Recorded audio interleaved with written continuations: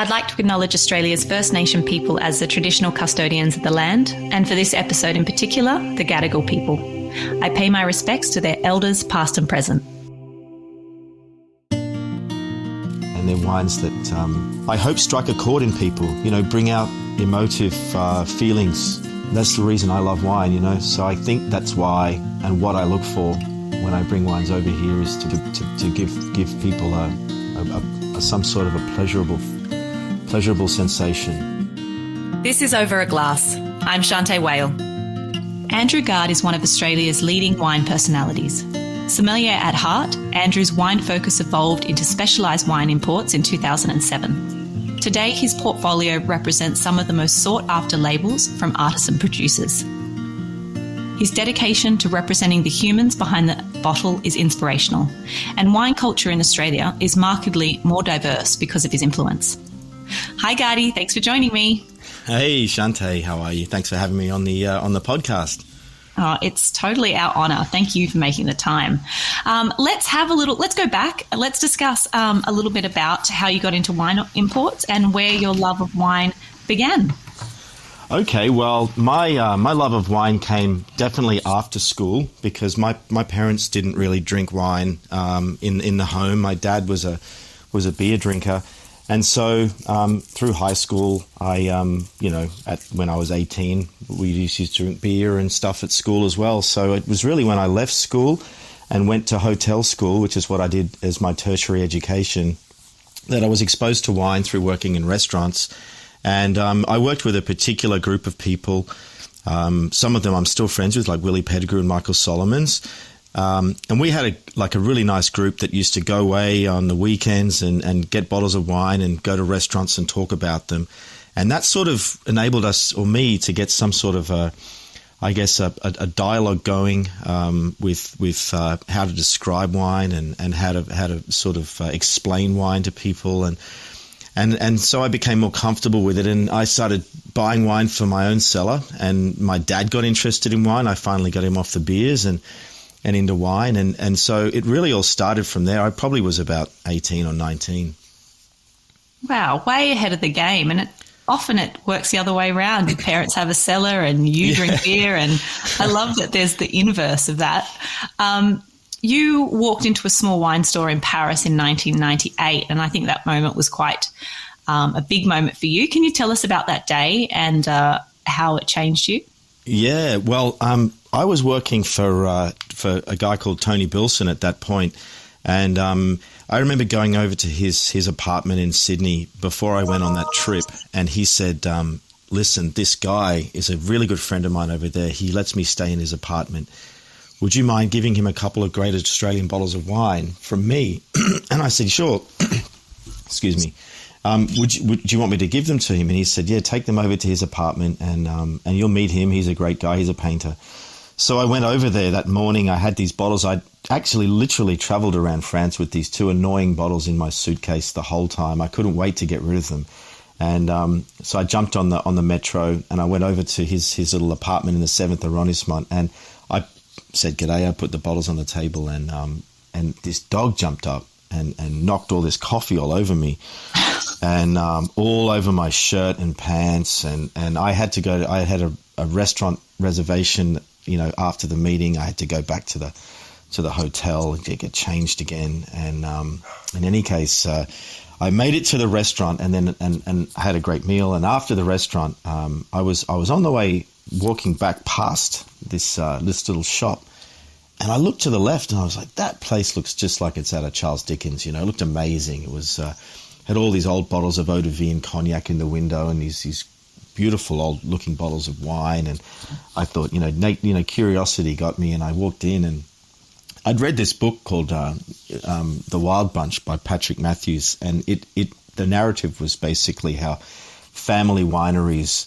in France, artisanal wineries who were very interested in terroir and non-interventionist winemaking. The narrative was about the path to the market in the UK that they had, and he wrote this beautiful book. And some of the wineries that were in the book, featured in the book, were actually in that shop. So everything sort of came together, and the guy who owned the shop spoke English. He actually was he'd been to Tetsuya's in Sydney, so this guy was pretty well travelled. And so we just whiled away the rest of the afternoon drinking these bottles and tasting wine, and it really opened my eyes a lot. And at that point, there was a seed planted in my head that I would love to be able to bring those kind of wines back to Australia and share them in the market over here one day. And so about 10 years later, I did. Wow, it's pretty uncanny, first of all, that you were just happened to wander into that store, but then also that he spoke English. Yeah. Then that you recognized some of the labels and that he was someone willing to open and talk to you about things. It must have just really been, you were just meant to be there at that time. Yeah, it really was quite serendipitous in that sense. And you know, the book is a book that's out of print now. And I mean, if you would ever like to borrow it, I have a copy. It's quite a cool book. But it was that book kind of made me really think about different kinds of wines, because in the mid 90s in Australia, early to mid 90s, there was imported wine. There were probably 3 or 4 big importers of wine, but there wasn't a lot of choice. The major appellations were covered around the world, but there was probably only 2 or 3 outside of Burgundy, 2 or 3 different producers from each appellation available. And even Australian wine, the domestic market was very, very different. The cutting edge producers back then, and they are still cutting edge. There's no change there. But things like Bass Phillip and Giaconda and Wendouree and Jasper Hill and things like that. Those were the wines that were, Veritas and the Barossa, Rockford. Those were the sort of things that people were clamoring for, back then. And imported wine was a thing, but it was really only about 20% of the wine list, and 80% was domestic. And, now I think it's probably, 50-50 maybe between domestic and I look at all the domestic wines that are available now, and I'm blown away. It makes me super happy to see so much experimentation, all the different young people that have kind of traveled and trying new experimental techniques and growing different grapes that weren't even around then. So, everything's really evolved in the last 20 years. Oh, 100% it has. And I mean, you were a really big part of that, Andrew. I know you're very humble, but talk to me. I mean, I want to get onto, what the kind of wine consumption of the Australian market, how it's changed. But talk to me a little bit about how you go, I'd love to import these wines one day, and then you actually do that. Because a question I get often from a lot of guests is, how do you find these wines to put on your list? And my first port of call is to talk to them a little bit about distribution and portfolios. So how do you go from tasting a couple of wines over in France to then saying, I'm going to build a business where this goes? I mean, I imagine there's quite a lot of logistics involved. Yeah, definitely. So to touch on the nuts and bolts side of it, the business of importing wine is such that there are different companies around the world who specialize in logistics, and there's a couple who specialize in liquor or liquid logistics. And so some of those companies in the last 10 years have started to offer part container loads or pallet loads as a way for smaller people to get into the business more easily. So rather than having to fill a whole 20-foot container full of wine, which is about 9,000 bottles, and that's quite expensive to buy all that wine. And if you're getting started, the wineries will have you pay up front, and then you've got to pay everything up front to start with. So this is an easy way for people to get started, and it's called an LFL, less than full load. There's quite a few people that offer that service now. So, I sort of started out bringing pallets of wine in. So what happens is, you taste the wine over there, and you talk to the winemaker, you reserve some wine, and you try and work out when you're going to ship it, and you engage a shipping company. You get the invoice sent over. You get back labels, which are obligatory put on with all the standard mentions and the legal mentions.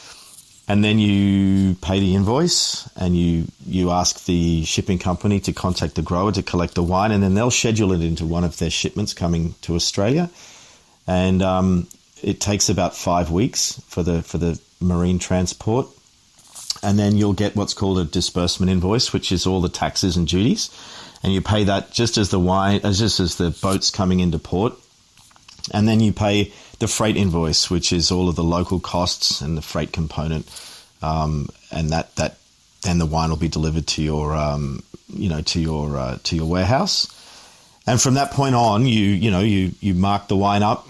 You put your profit on it, and you still have if you're a wholesaler like me, obviously the wine isn't really cleared until you pay the wet that's owed on it and the GST that's owed on the wholesale sales. So really only then is the transaction finished, and that can take as long as it takes to sell the wine. So that's the nuts and bolts side of things. Yeah, it's actually really nice to hear that kind of explained, because, I mean, I'm familiar with most of it, but it's actually nice. That was so succinct, so thank you for that. Well, I mean, the thing is these days as well, Shanteh, there's like Google Translate, which probably wasn't around. It certainly has evolved a lot now. So, there's also so many different things that can be done online to facilitate business these days, and even the communication side of things is a lot easier for people. So I don't think it's super hard to get started doing wine importing these days.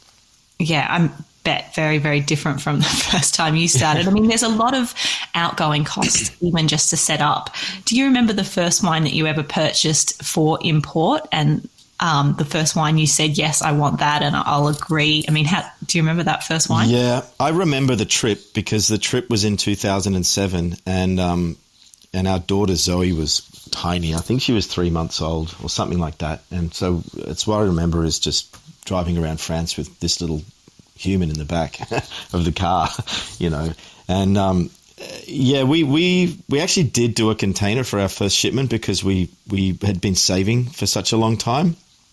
And we worked with, we went to see people like Thierry Puzelat at Clos de Touboeuf. We went to see Hervé Souhaut in the Rhône, Jean Foyard in Morgon, Eric Pfifferling from Langalore, and all these producers, very, very happily we still work with today. There's a couple that we went to see. I remember I went to see a guy in Puy-Fouissé, and we bought some wine off him for a couple of years, but we don't work with him anymore. But I would say 80% of the first shipment, we still work with all those people. And it's kind of a little bit nerve-wracking, because you don't know how you're going to sell the wine when you first buy it, but you know that you like it, and if you know that you like it, that's the best chance you have of selling anything. And that was always my modus operandi. If I like it enough, then and I know that the market in Sydney will accept it, and then further than that, the market in Australia, then I've got the best chance. Yeah, that makes sense. And your portfolio is quite concise, and I feel like it makes sense holistically. Each producer that you have, I know, has gone through like a rigorous selection process to be there. So other than the fact that you like it, how else are you choosing wines to add to your portfolio, and where does it end when you start to say, I want a lot more, or I don't want to add too many more? What's the consideration process there? Well, my portfolio, as you probably have seen, it doesn't have any real structure to it, other than the fact that they're all wines that I really like and regions that I really like. So, for example, in France, I don't really drink many wines from the southwestern part of France, and so they're not in the portfolio. And I like wines a lot from the Rhône Valley and the Loire Valley, so there's quite a lot of those in the portfolio. I don't drink much champagne. I like champagne a lot, but I don't drink much, and my interest isn't massive in champagne, so I have one producer. And it really goes like that around the whole portfolio. So I really like, in Spain, I love Rioja and I love the Sierra de Gredos. So I've got Rioja and Sierra de Gredos in the portfolio. But I don't have Albarino. It's not that I don't like it, but I don't love it, and I just wouldn't be able to sell it as well, and thankfully there's other people out there who are passionate about different regions, and they specialize in those areas. But that's sort of how it goes with me. And I think people know that, and that's actually been good for me because they know that the areas that I specialize in or have in my list, I'm very, very interested in and passionate about. So the selection criteria is very strong. Yeah, it's certainly very confident is the way I kind of see it, in that you trust your own palate and you trust that you're the one selling the wine at the end of the day. Perhaps if you had other employees that particularly love, say, very spacious, and maybe it would make sense to add a wine there, but at the end of the day, you're the one selling the wine and you're the one that's passionate about it. So it makes a lot of sense to me. And I think, like you said, I think it has been a really strong point for yourself. But you actually started as a sommelier. Do you have any memories of your time working as a sommelier that you think of fondly, or perhaps not so fondly? And what was that kind of time of your life like? Look, I loved working in restaurants, and the emotions of working in restaurants are incredible. And one of the things that I miss most about working in restaurants is, the frenetic nature of keeping people happy. Everything needs to work in very, very fine timing. You need to navigate not only the moods of the staff around you, but the chefs and the whole glamour of the dining room, and everyone's suited up, and it's such a great experience. It's a real rush, and I always remember when you nail a service, if everything works well and everyone's happy, and the owners do well. It's a really, really satisfying feeling at the end of the night. Everyone's learnt a little bit about something, and everyone's tired in that good way of being tired, where you're happy tired because you've pushed yourself, and like I said, everyone's worked as a team. That feeling's amazing, and obviously I miss that. And also I think that restaurants are good because your work that day, you can see the success and failure of it immediately. And in my work now, it can take a very long time from the start of when you start working on something to see that sort of the satisfaction in people and people's happiness. You don't, there's not the immediacy in the wholesale wine trade as there is working in restaurants. And that's what I miss, and just the camaraderie. There's nothing like it working in restaurants. Some of my best friends today are people that I met through that time in my life and worked with. So it's very emotional for me. I love restaurants. Now I love eating in them. The higher ground, eating in restaurants. Good for you. I'm very glad to hear that. We were talking a little bit earlier about kind of the culture of Australian wine consumption and how it's changed over time. What are the mark points that you think have changed Australian wine culture and the drinking culture over time? Has there been particular influences that you think have really changed the market and what we want to drink? Times? I think that, Australia being where it is on the map in the world means that we are, we love travel. We're huge travelers and very, very inquisitive people when it comes to traveling around the world, and very open-minded as a people, the Australians. And I think that we bring things back and reinterpret them in our way back here. So you see that a lot, particularly with chefs. But since the sommelier role has become such a big thing in the last 20 years, and maybe longer, I think the travel aspect, and also the aspect of the rigorous training in Australia, whether it's through the show system, now through the WESET, now through the Master Sommelier organisation, and also work of guys like myself, guys like David Burkett, and many other colleagues in the industry that I respect.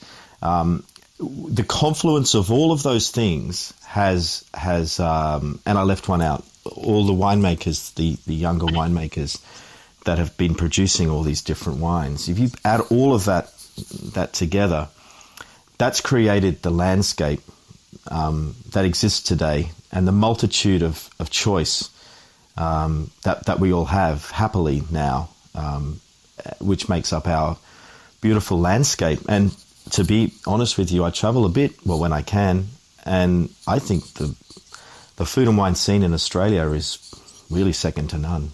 It's a really great place to go out. Yeah, we kind of do just have everything within arm's reach, don't we? And we're kind of a little bit spoiled for choice almost in what we want to eat and drink. I imagine your cellar looks pretty nifty. When you're choosing not to drink your wines at home, do you have a particular place you love to do a little BYO or?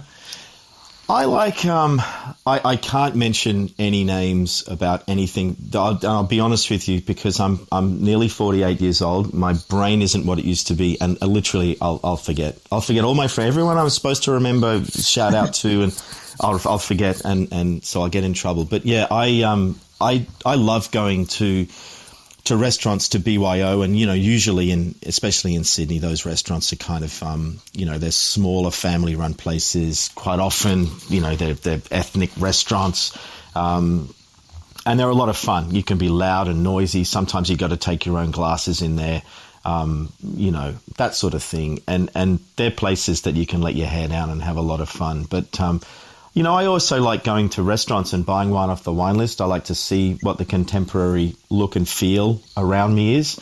And it also gives me a chance to drink wines that I don't work with and see what other people are doing and see what sommeliers are choosing and liking. So it's important not just to have your focus only on what you do. So, yeah, when I go out to restaurants, unless it's like it's a throwdown with your buddies or whatever, then I'll nearly always order off the wine list. Yeah, that's nice to hear. I imagine that, after 15 years now of importing your own wine, are you able to be selective about who you wanted to sell your wine to? Or are you just happy to kind of offload it and you want it to get out there to everyone, or do you want to be a little bit more selective about where your wines are shown? So having been a restaurant person and a sommelier, I have always gravitated towards selling our wines into restaurants, and obviously, good restaurants, because a lot of the wines that I like and work with are terroir wines or terroir specific wines, expensive wines because of the labor of love involved in making them. And so they really do have a natural home in fine restaurants. Over the years, some of the regions that we have sort of, I guess, almost pioneered, like the Jura for one, have become super popular. And so we've wound up in some regions having to allocate the wines over the last few years, which is a little bit, it's a bit frustrating on the side of the customer, and it's a little difficult for us too. But it really is the only way of fairly appropriating a handful of bottles into the market. And that's on one hand. But then on the other hand, we bring in quite a significant amount of things like Chablis and Côte du Rhône and Alsace Riesling and wines that are, I guess you could say, everyday drinking wines, fine wines, but not wines that we have any need to allocate. So we balance those two things as part of our job, really. Yeah. And it is about kind of wine for all occasions, I suppose. But talk to me a little bit about the wonderful people that you represent. And I know international travel has been quite difficult lately, but how do you translate those experiences of perhaps being welcomed into someone's home and really finding out about the individuals behind the wine? And how do you go about trying to communicate that when you sell wine? The moments that you spend with people in their own home and their cellar is really, it is unique. And quite often, we share a meal and stuff at the end, and you get to meet, the grandma, the kids and the uncles and stuff over the years. These are people that you end up, you don't see them often, but when you do, it's a very, very nice time and nice feeling. And it's educational because every year, you'll learn something different about what they do, and maybe they might have a new vineyard that they've been planting, or they can explain the weather, or the grandfather might have an anecdotal story. And so it really does sort of, I guess, lay strong foundations in between us. But it isn't something that's ever easy to do, travel, because it's very, very taxing.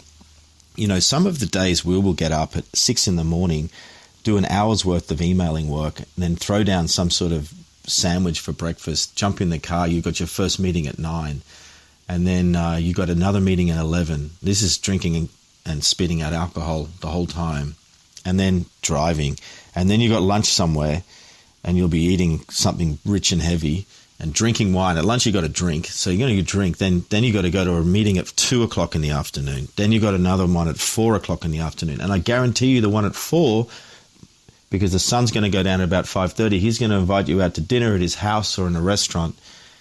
By the time you get back, you're tired, you're a little bit drunk, and you've got to do the same thing the next day. This could go on for weeks, so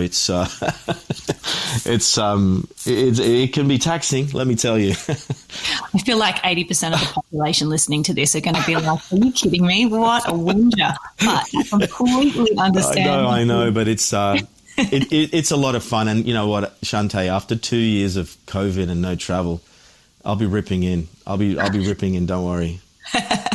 But I completely agree with you. At the end of the day, you have a job to do, and you need to be proactive, and you need to be present in the moment. And yeah, you have one big, great day out like that, and it's the best thing ever. But to follow it up day after day, and you must come home and just think, now I need a holiday from the travel, and you just don't get to do that. So, well, happily, we in Italy, we work a bit in Italy. We've got 7 producers in Italy, which out of the whole of Italy is not many. So when my wife and I, when we travel to Italy together, it's paradise, because you have one meeting a day.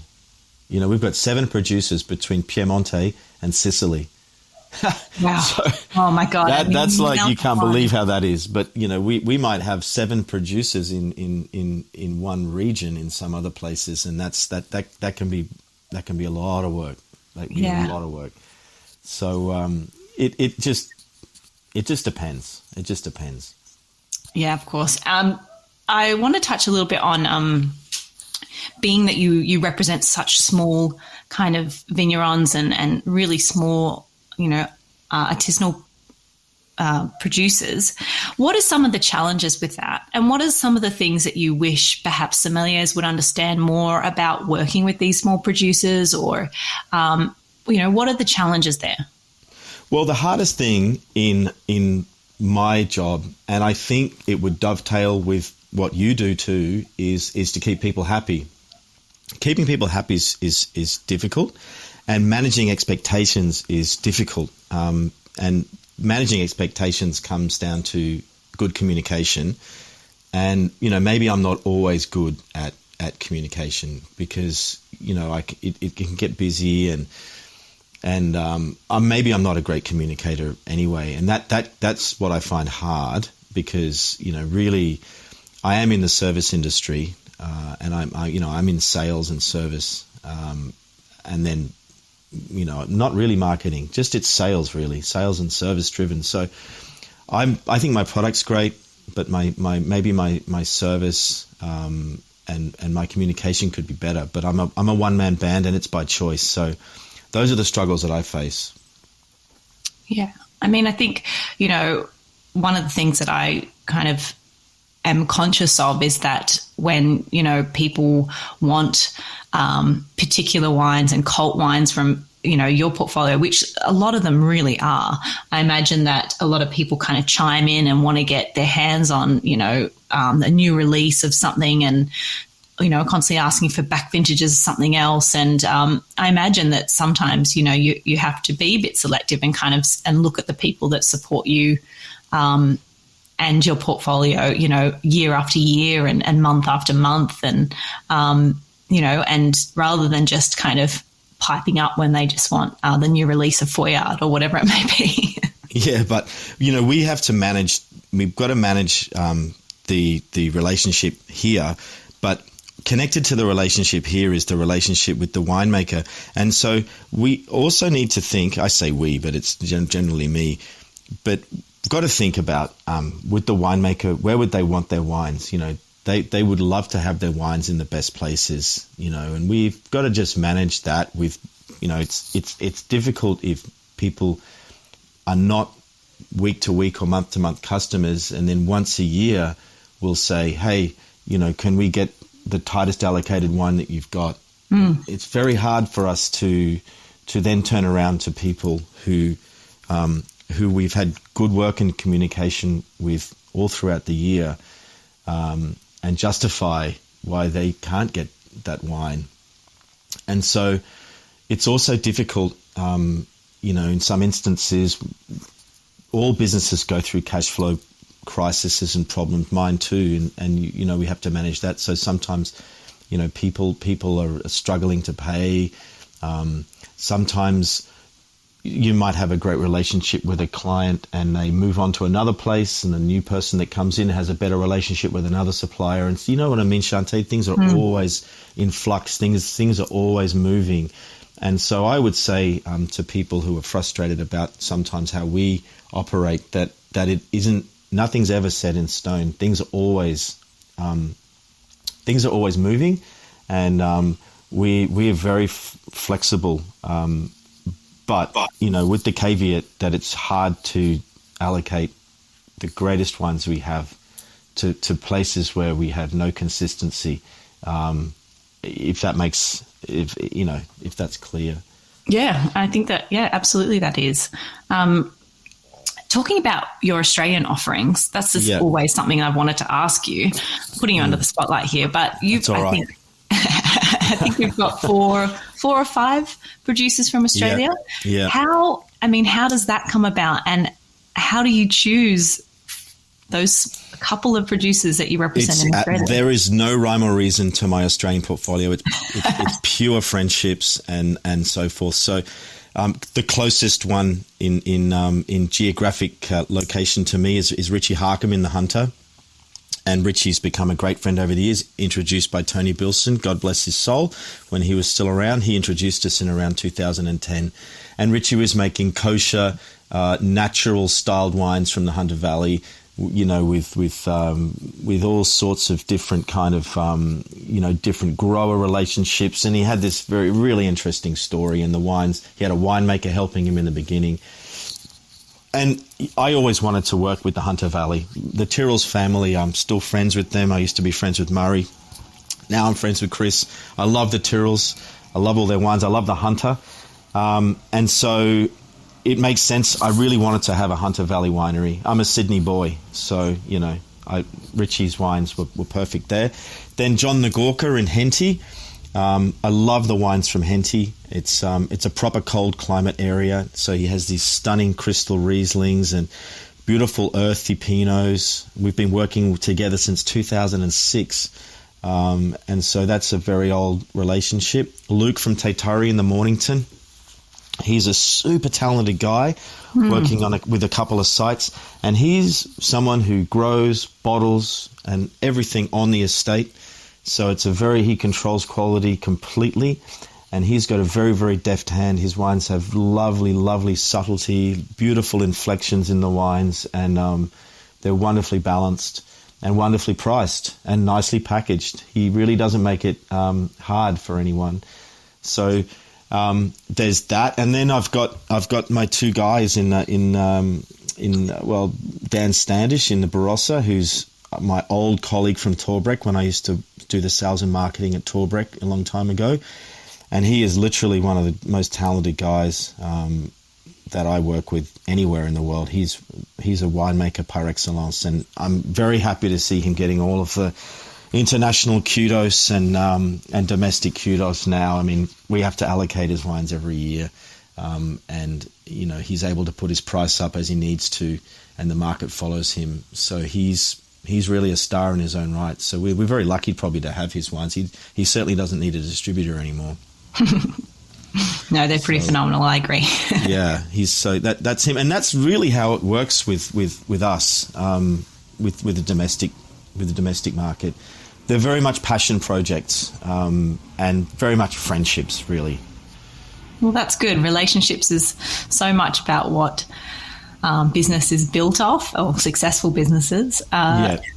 If you looked at your portfolio and you were to give me a couple of words that represent the wines that you sell, I know that you've said terroir based, but how else would you describe the wines that are in your portfolio? I know other people have referred to them as probably minimal intervention or Luc Raisonné, but how would you like to think of your portfolio? I like to think of them as honest wines. They're direct, very expressive wines because, expression is a very important thing. They're wines that are emotive, I think, and they're wines that have they give a very pleasurable sensation. So they're wines that I drink at home. So I can honestly say that every single wine I import, we drink at home. I don't know a lot of people that can honestly say that, but we drink all the bottles, from the best to the most inexpensive. We'll have them at home. So I believe in them that much.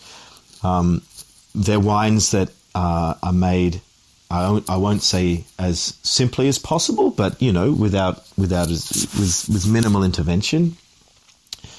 But not all of them are made with no sulfur, or very, very few have no sulfur. In fact, maybe only one or two producers make wines with no sulfur. So there's always a small amount of sulfur, sometimes a tiny amount, sometimes a judicious amount. It just depends on the winemaker and the region.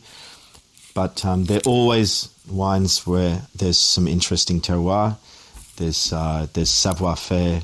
Quite often there's generational experience. And they're wines that I hope strike a chord in people, bring out emotive feelings. And that's the reason I love wine, So I think that's why, and what I look for when I bring wines over here is to, to give people some sort of a pleasurable sensation. I think they do very much just that. So you've achieved that, that's for sure. What's next for you in 2022 and beyond? Well, so looking straight ahead, in March, I'm going to try and start traveling to Brisbane again and to Melbourne and try to do some tastings. And then from there in April, we're pretty busy. We've got a couple of containers landing in April, some stuff backed up from last year. And in May, I'm actually going to start planning a trip. So that takes us to the end of this financial year. But I'm going to probably go to Europe in May. And at this point in time, it looks like I'm going to fly into Malpensa, which is the Milan airport, and go to Piemonte in Liguria. That knocks off two producers for me in Italy, and two that we work beautifully with. And then I'm going to drive up into either the Jura, or I'm going to drive through the coast and through to Provence, and then go up into France through the Rhone Valley, and then, work it out from there. Oh, well, that sounds exciting. I'm so glad that you're able to travel again, and I'm certainly looking forward to what you bring back and the stories that you have to tell. I'll keep you posted for sure. Yes, please. Andrew, I always ask, what if you had three beverages for the rest of your life, what would they be and why? I know it's a tough question, but you still have to answer it. Yeah, no problem. All right, so the first one is water. Water's my favorite drink. And secondly, I got to think of a white wine, Riesling. And thirdly, Châteauneuf du Pape. I'm on a Châteauneuf du Pape kick at the moment.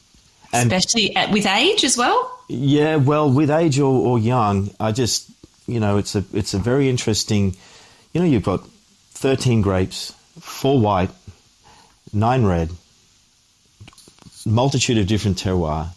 You've got colder areas, sandy areas, shaly areas, stony areas, old bush vines. I mean, sometimes with the climate, the way it's going, they can be a little sunny and warm, but not always. And they're super complex. And for me, they just hit the spot somewhere in my body. I don't know what it is, but they make my shoulders drop, So I love Châteauneuf du Pape. Riesling, I just think is the business for, and Chenin Blanc was almost getting in there, but ooh, I got to say Riesling is probably where I just love it. It's, you can have heavyweight Rieslings from Alsace and from the Rheingau, and you can have these beautiful, like super fine Rieslings from the Saar. and the Mosel, and you just, I can't get enough of the stuff, and it's purity in a glass, really, and in Chateauneuf de Pape's complexity in a glass, and water. Well, you're screwed if you haven't got that. So, so there's the three. I'm surprised by those, but actually not when you talk about it. I mean, I agree. Water.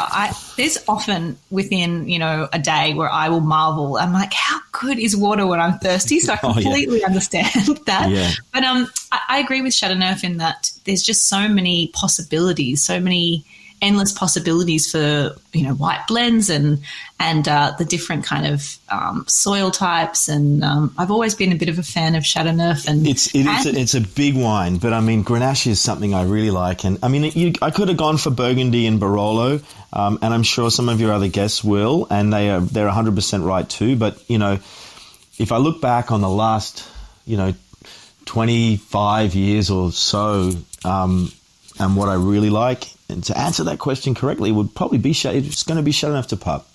That's great. I love it. Well, I have loved chatting with you, and always thank you for the work that you do and what you offer the Australian market. We're all better because of it.